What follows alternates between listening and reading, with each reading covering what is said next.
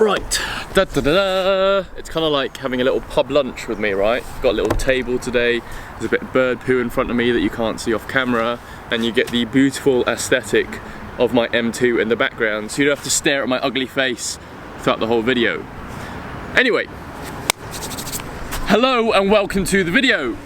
So today, as you can see by the title, I want to discuss the Lotus Emira engine options and why I think the V6 is the correct engine to have in the Lotus Emira.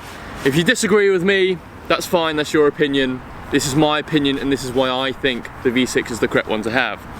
If you're new to the channel and you've not watched any of my other previous videos before, the reason why I'm talking about the Lotus Emira is because I'm gonna be replacing this at some point soon. Not soon, but maybe in the next 6 months. And the Lotus Emira is one of the options that I'm gonna be replacing the M2 with.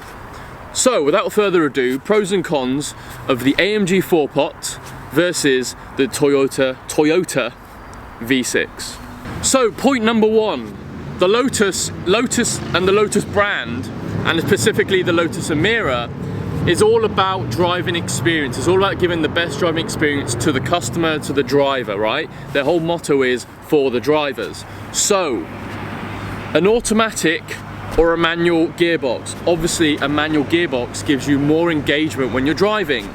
And the only engine that gives you a manual gearbox is the Toyota V6.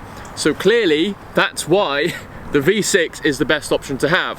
Now I understand if you want an auto, the V6 only comes in an auto, and the AMG 4-pot comes in a DCT. The DCT is a fantastic gearbox. It's on my M2 and it's brilliant. It's super fast. It's nowhere near as good as Porsche BDK, but it's a brilliant gearbox as well. So if I wanted an automatic, I would rather have a DCT, but then at the same time, I'd rather have a manual because it comes with a V6. And the V6, there's no doubt about it, a 3-litre V6 sounds much better than a 2-litre 4-pot.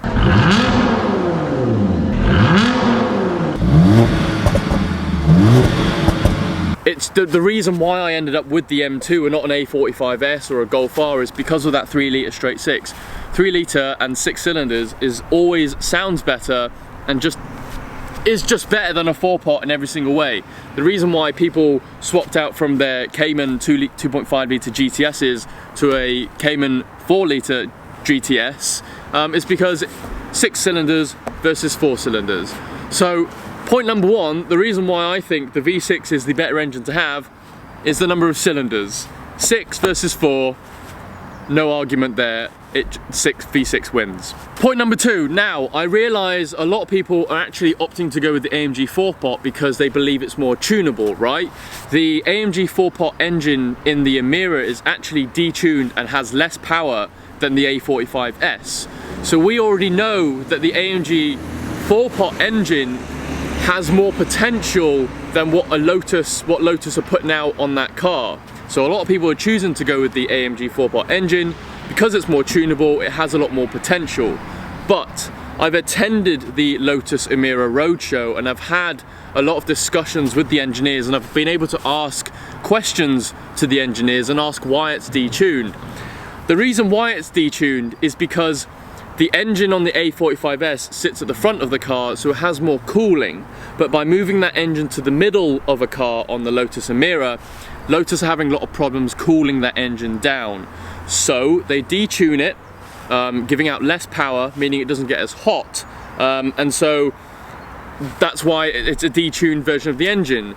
So a lot of, I think, Lotus customers are gonna buy the Emira and then tune them up. I don't think that's a good idea because by putting the same amount of power on the A45S engine, you're not able to cool it the same way as an A45S.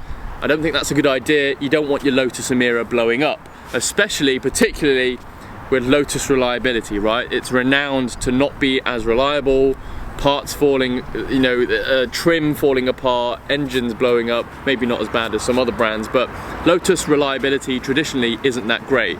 I, however, do believe that the Emira is going to be a completely different It's going to be completely different and a massive step up from previous Lotus cars, because they're now owned by Volvo, and I think there's a lot of investment, a lot of money that's being poured into Emira. I think this generation of Lotus moving forward is going to be a big step up. So that aside, don't tune your AMG 4-pot. If you just take stock for stock engine versus stock engine, the V6 puts out more power. It's a better engine, right? Okay, and finally, point number 4.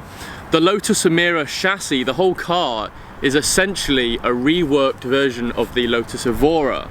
It looks slightly different, but the chassis is pretty much exactly the same, and the Evora had the same V6 engine in it.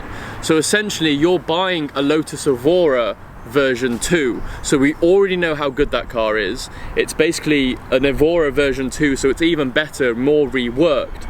But, and I think this is why the V6 engine is coming out first, and then next year you're going to get the option for the 4-pot, is because it gives Lotus more time to work out how the AMG engine is going to work in the Emira.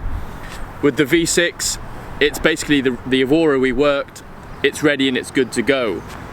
Also, the 4-pot AMG engine has a lot of turbo lag. We've seen this in the A45S. I've got a friend with a GLA 45S and I've experienced that as well. There's a lot of turbo lag and it runs out a lot of puff at the top of the rev range.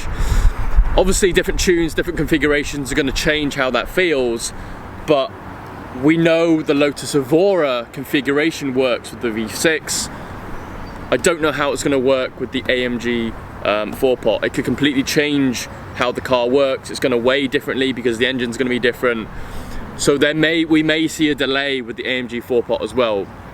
So, with those 3 points, and I think the main first 2 points are maybe the strongest reasons why I think the V6 is the better option, I do want to say in a disclaimer that both engines will probably be perfectly great. They'll be perfectly enjoyable. But I think the V6 engine is going to be the one to have, because end of the day, V6 is better than a 4-pot. Also, I believe that the 4-pot option was given out as an option for Lotus customers is because there's a lot of countries out there that the emissions are getting more and more serious, they're getting more clamped down. Places such as China, where electric cars are having to be rolled out even more because of emissions. I think that's why a Lotus are also offering the 4-pot engine as well, because it will meet emission regulations as well. So a lot of countries where emissions are going to be so tight, it isn't going to make sense to buy a V6 for those customers. So that's why an Emira 4-pot makes more sense. Here in the UK, we still have the option to buy both. Our emissions are, I know they're getting more clamped down with filters in cars. A lot of cars are downgrading in engine size, and EVs are becoming more of a popularity. We've not got that much time left with ICE cars, and I think this is the last couple years that I myself, being so young, I've not had that much time to experience ICE cars. I want to experience ICE cars as long as I can. I'm not going to buy an EV until I have to. And so I also want to hang on to bigger engines for as long as I can as well. If I had the money, I'd go out and buy an R8 V10 Plus, okay? A V10 engine, or maybe even an F12 with a V12. I want to experience bigger engines before I get forced down the ICE route and the 4-pot and the smaller engine route. So that's why, if I get a Lotus Emira, I would be going for the V6 manual, because it's my last chance to experience it. Bigger engine, sounds better, more power. There you go. Thank you very much for watching. Like, comment, subscribe. Let me know your thoughts. Why, maybe if you've chosen the 4-pot, why you've gone down that route. Maybe there's a few points that I've missed out. But yeah, enjoy. Have a good day. I'll see you later. And if you've stuck around this long and just kind of want to have a look at the M2, or you've come for Lotus content, but you've noticed the M2 in the back of my of the video, this is my DCT automatic M2 competition in Long Beach Blue that I've had for almost 2 years now. So yeah, I've just taken it on track. It's slightly filthy. It's running Michelin Cup 2 tyres, but yeah, it's an absolutely lovely piece of kit. I've loved the ownership of this. I mean, it's not going anytime soon, but I'm really excited for my next car. I'm excited to have a mid-engine sports car, because this has been so enjoyable to drive. It's made me want more from a driving experience point of view, because it's kind of opened that world to me. But yeah, anyway, thank you very much for watching. Goodbye.